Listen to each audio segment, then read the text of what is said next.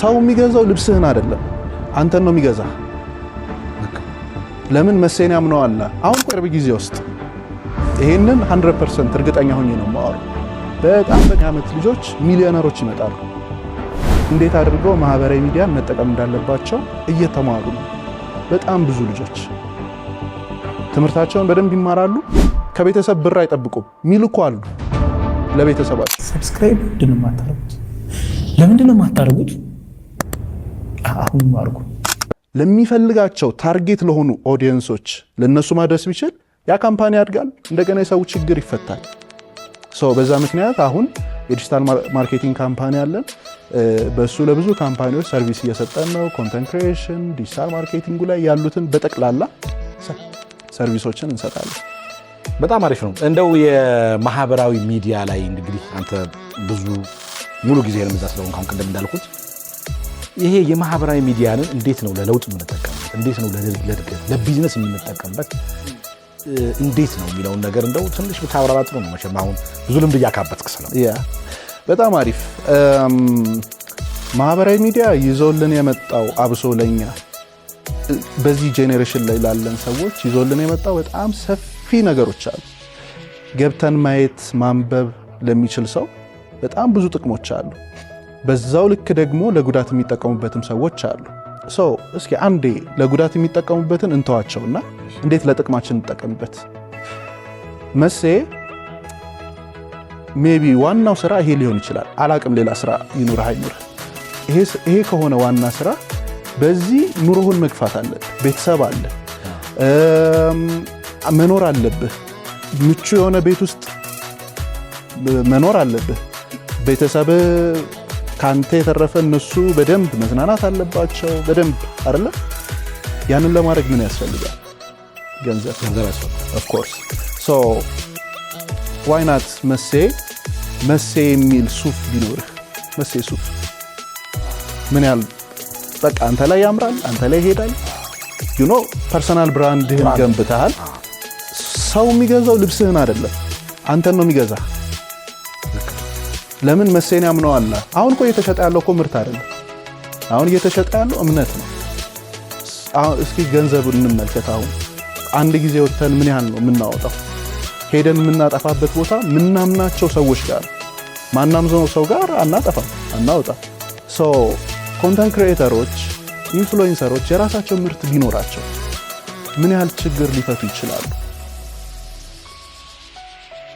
ላይክ የራስ ብራንድ ያለው ነገር ቢኖርህ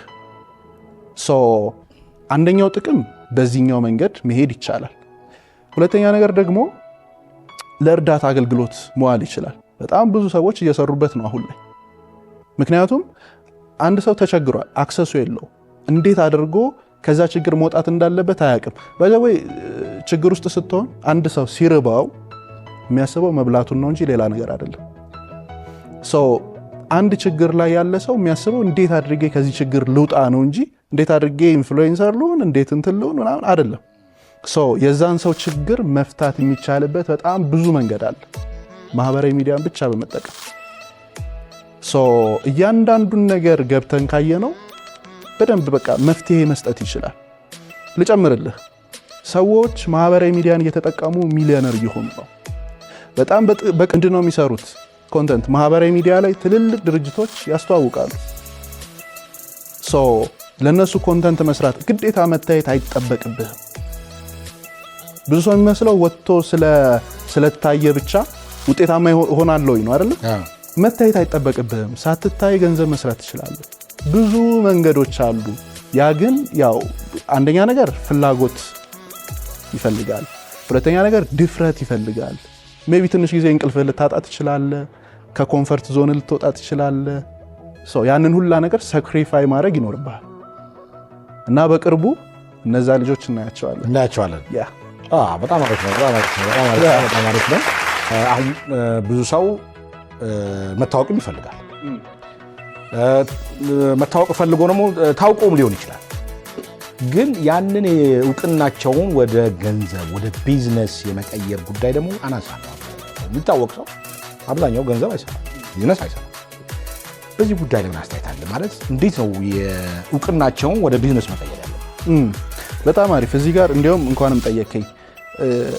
አብዛኞቻችን የሚያጠቃን አንደኛው ነገር ኢጎ ነው። እየታወክ ስትሄድ ሰው እየወደደ ሲሄድ በዛው ልክ ኢጓችን በቃ ከፍ እያለ ይሄዳል።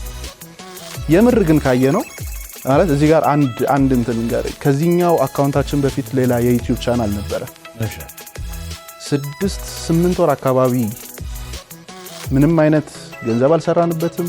ምንም አይነት እንትን የለውም። የመጡት እንግዶች ተመልካቾቻችንን በደንብ ጠቅመዋል። ነገር ግን እኛ ሰርቫይቭ ማድረግ አቅቶን ነበር እና የዛ ሰዓት አካውንቱ ሲዘጋ እና አዲስ አካውንት ከፍቻለሁ ምናምን ብዬ ሳስተዋውቅ ከዛ በፊት የነበሩ ሰዎች እምቢ ያሉኝ ሰዎች አሉ። ሰው ጋራንትድ አይደለም ማለት ነው። ልታጣው ትችላለህ። ሐሳቤ ገብቷል። ይህንን ማወቅ መገንዘብ መቻል አለብህ። ብዙ ፎሎወር አለ። ኦኬ 1 ሚሊዮን 2 ሚሊዮን 3 ሚሊዮን ፎሎወር ሊኖርህ ይችላል። ባል ሊደረግ ይችላል። ሊዘጋ ይችላል። የዛ ሰዓት መሴ ማን ነው? የዛ ሰዓት ያ ኢንፍሉዌንሰር ማን ነው? የምር ከዜሮ ተነስቶ እንደ አዲስ ማድረግ ይችላል?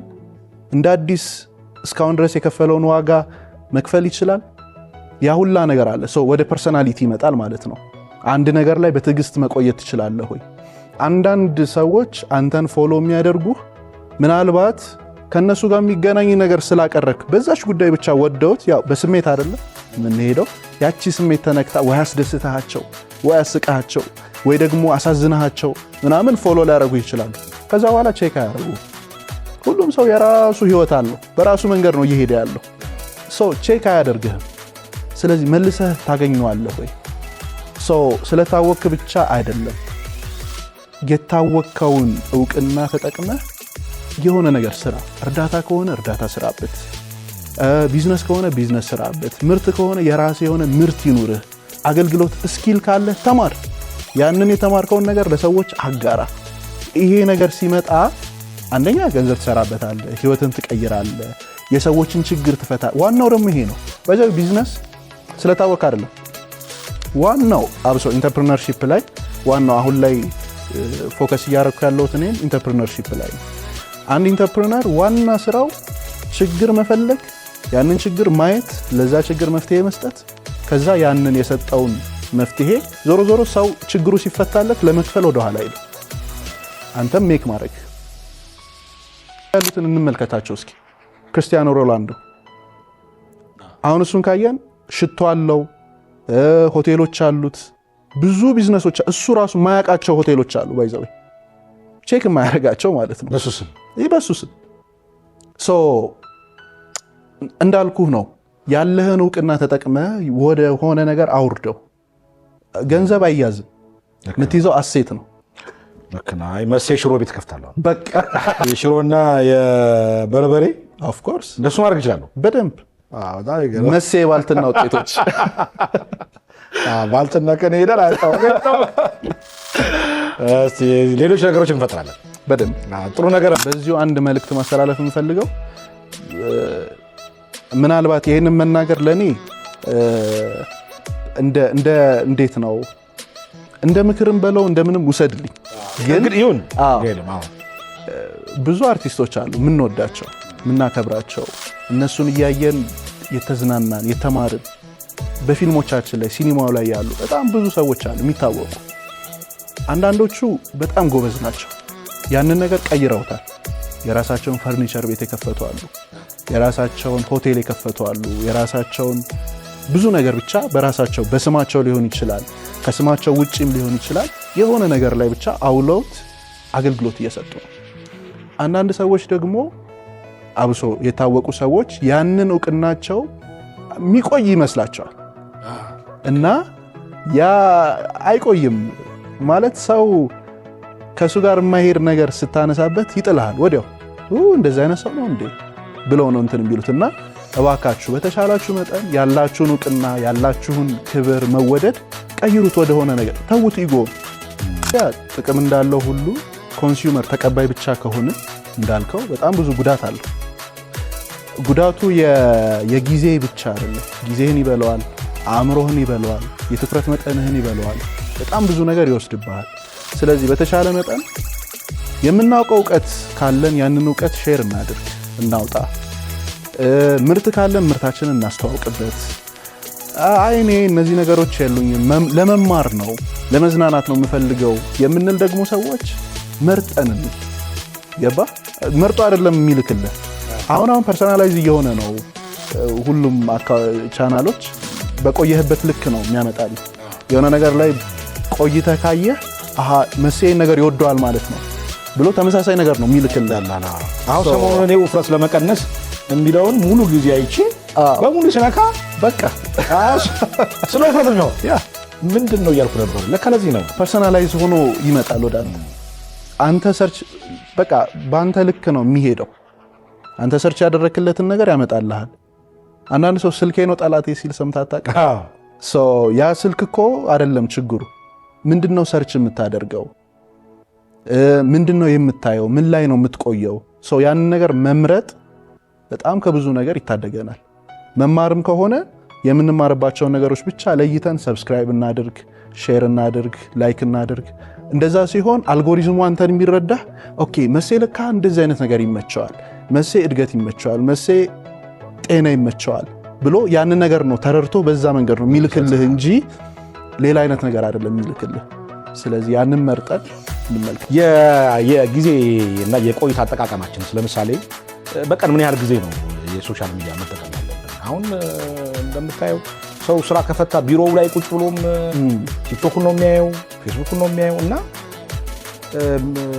ምን ያህል ጊዜ ነው እሱ ማየት ያለብን? ለጤናችንስ እንደጋ ደግሞ ሌላ ስራ እንድንሰራ አይምሯችንን ይሰርቀናል። ይሄኛው ጉዳይ እንዳትፈጥን አዳዲስ ነገሮች እንዳትፈጥን እና አንድ የቁጭ ብለህ ትንሽ ነገር ያለው ብለህ ለ2 ደቂቃ ያለው ብለህ 5 ደቂቃ ወይም 10 ደቂቃ 30 ደቂቃ ልትቆይ ይችላል። እንትን አረከው ሰበሰብከው ሙሉ ቀን 5 ደቂቃ ብለህ 9 ሰዓት የሚቆያል እና 3 ሰዓት ላይ ማታ አልጋው ላይ ሆኖ ጀምሮ ድንገት ሰዓቱን ሳይ 9 ሰዓት ሆኗል እኮ። ይሄ ነገር አይጎዳንም ወይ?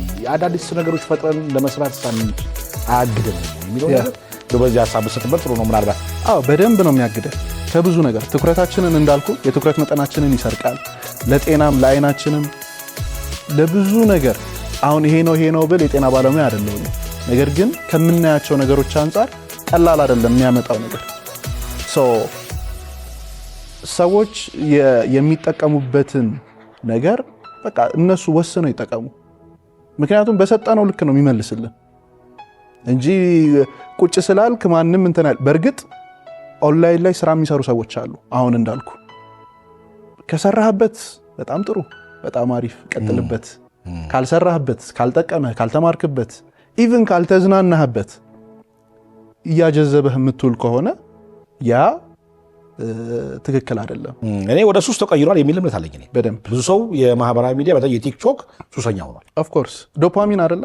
የዶፓሚን መጠናችን ነው ከፍ እያለ የሚሄደውና እንዴት ነው አሁን ይሄ ሁላችንም የዶፓሚን ሆርሞን አለና ያቺ ዶፓሚን ምንድነው የምታደርገን? የደስታ ሆርሞን ነች። የሆነ ነገር ስታይ ሪዋርድ ነው ያ። ስለዚህ አእምሯችን ምን የሚል መልእክት ይልካል? የተሻለ ነገር አለ፣ ከዚህ እኮ አሁንም ስክሮል ስታደርግ ከዚህም እኮ የተሻለ አለ እየተባለ ስክሮል እያደረግን እንውላለንና አይጠግብም አእምሯችን። ለምንድን ደግሞ ሱስ ሲሆን መጠኑ ከፍ እያለ ዶዙ ከፍ እያለ ይሄዳልና የሆነ ሰዓት ላይ ስልክህን ስከፍት ምንም ሴንስ አይሰጥህ፣ ትተዋለህ። ስለዚህ ከቲክቶክ ሱስ ወደ ስራ ሱስ ብንሻገር ኦፍ ኮርስ አይደል እንዴ? ልናስብበት ጥሩ ነው። በኳሊቲ ላይፍ ለመኖር የምታደርገው ጥረት እንዴት ነው? ትርፉ ይበልጣል። ለምን መሰለህ ይሄንን የምልህ? በጣም ከብዙ ሰዎች ጋር ተገናኝተናል። በጣም ብዙ ሰው ገንዘብ ይሰራል፣ እውቅና አለው፣ ቤተሰብ መስርቷል። ግን ያንን ሁላ ነገር አድርጎ እቺ ስኳር እኮ ይልሃል። በጣም ነው የሚያሳዝነው። እቺ ግፊት እኮ ይልሃል። እና እዚህ ጋር ሆኜ ከዚህ በኋላ ያለውን አብርሃምን እስለዋለሁ። እንደዛ ማለት አልፈልግም። ስለዚህ ከወዲሁ መጠንቀቁ አይሻልም? እንደገና አሁን ትንሽ ኤክስፔንሲቭ እየሆነ መጥቷል ጤና። ምክንያቱም አዌርነሱ እየመጣ ነው። ስለ ጂሞች ሰው እያወቀ ነው። ስለ ጤናማ አመጋገብ ብዙ ኒውትሪሽኒስት እየመጡ ሀሳባቸውን ሼር እያደረጉ ነው። ጤናማ ሆኖ መኖር የምር ካሰብንበት በጣም ርካሽ ነው። ጤናማ ሆኖ መኖር ሰው የሚበላውን ነው የሚመስለው። ባይዘው የምትበላውን ነው የምትመስለው። ስለዚህ በደንብ የሚያምር ሰውነት ካለ ስትራመድ ትንፋሽህ በትክክለኛው መንገድ የምተነፍስ ከሆነ ጥንካሬ እያንዳንዱን የዕለት ተዕለት እንቅስቃሴያችንን ስናደርግ ጠንካራ ሆነ ያንን ነገር የምታደርገው ከሆነ አስበው ህይወት ምን ያህል ቀላል እንደሆነ ፕሮዳክቲቭ ትሆናለህ በዛው ልክ።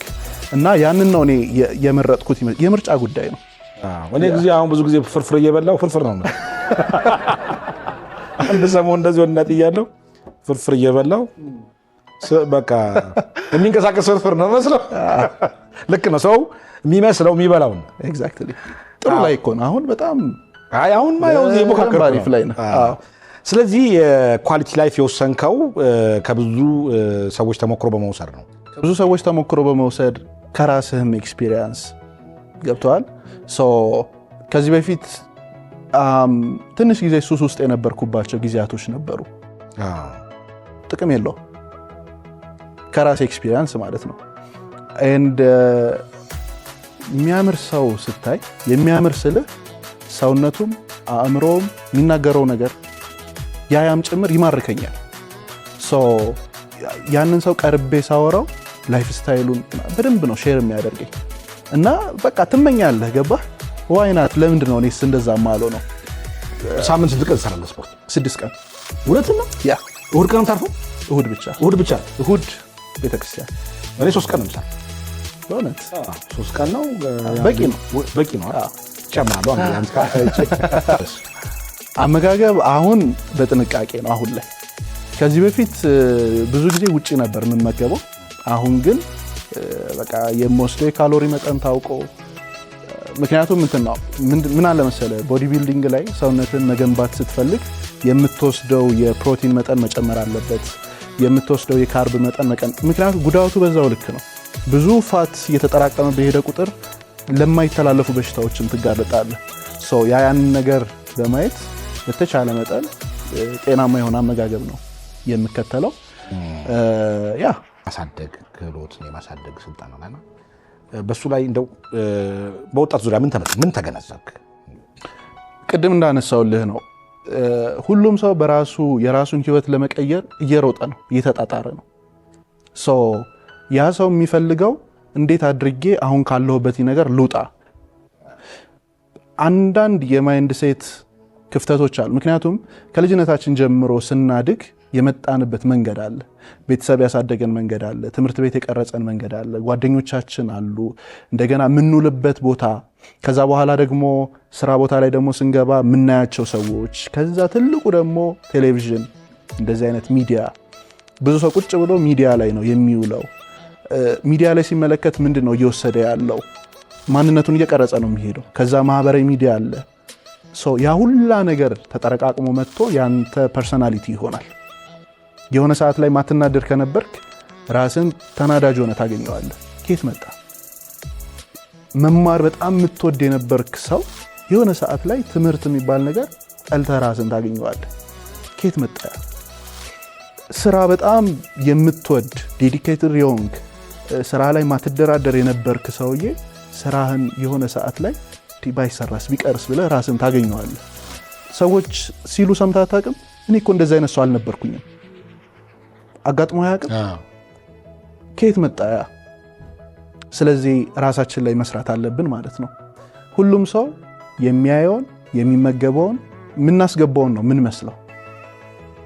ጠንካራም ከሆንን የጥንካሬው የሆነ ምክንያት አለ።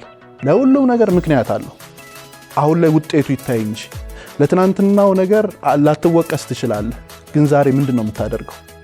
እነዚህን ሁላ ነገሮች በማየት በተቻለኝ መጠን እኔም ከህይወቴ እንደገና ከብዙ ሰዎች ከወሰድኳቸው ልምዶች፣ ከሰራዋቸው ስራዎች፣ ከብዙ ነገሮች ድምር ውጤት የተለያዩ ስልጠናዎችን ለወጣቶች እሰጣለሁ። አሁን ላይ ሞር ፎከስ እያደረግኩ ያለሁት በቃ ጠንካራ የሆነ ወጣት አስበው እስኪ የ25 ዓመት ልጅ ሰርቶ በራሱ ለፍቶ አምጥቶ ቤተሰቡን መጦር ሲጀምር በፊት ከዛ በላይ ነበር። አሁን የማግኘት ፕሮባቢሊቲው እየሰፋ ነው። ከሰራህ አለ ስራው። ራስ ላይ ከሰራህ ራስ ላይ የሰራኸው ነገር ይከፍልሃል ውጤቱ። ሜቢ ወዲያው ላታገኘው ትችላለህ። ባይ ዘ ወይ ወዲያው ምንም የሚጣፍጥ ነገር የለም አይስክሬም ካልሆነ። እሱም መዘዙ ብዙ ነው። ያንን ነገር በማስተዋል ነው ወደዚህ ስልጠና የገባሁት። እንደው ምናልባት ሁለቱም አይነት አለ፣ ግን የትኛው ነው የሚያመዝነው? ቅጥር የሚጠላ ክህሎት የሌለው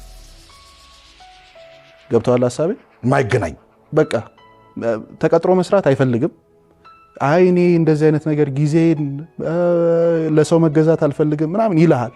ግን ደግሞ እሺ ምን አለ እጅ ላይ ሰው እንደዚህ አይነት ብዙ ሰዎች አሉ። እናም ያንን ነገር ተረድተውም ደግሞ ለመማር ይመጣሉ።